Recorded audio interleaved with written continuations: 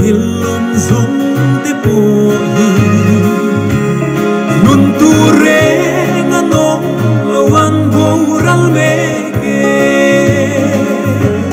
shring nun par vulai toy mange dam chung kum hi thong thu angin atop tri areina su thorim na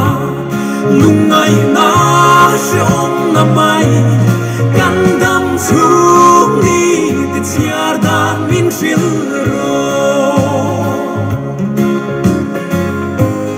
bang parang rei lo te chuai kan hi khovel boy chung pui sing noa ya leng te hi chandam tu lalpa itel lo chuan khovela lom na kim lung oi na le lim na om lo shring nun par vulai toy mange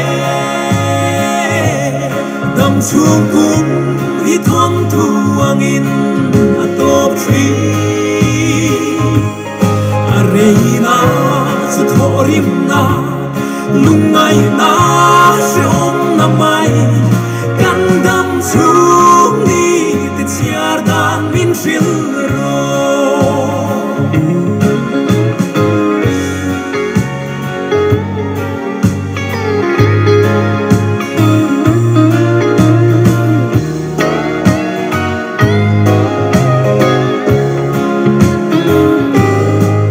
bet parang mai kan ro pui na te hi zong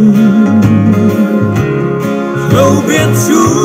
avai par chu atla tri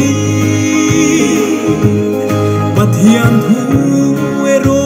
satuan na om reng do satuan dai nun na petu fakin om se shring nun par vulai toy mange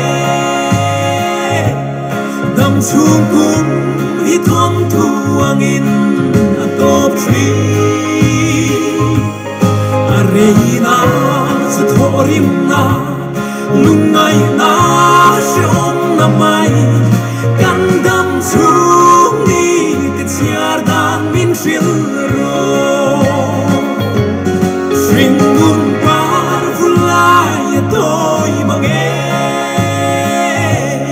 dam chung kum hi thong thu angin atop tri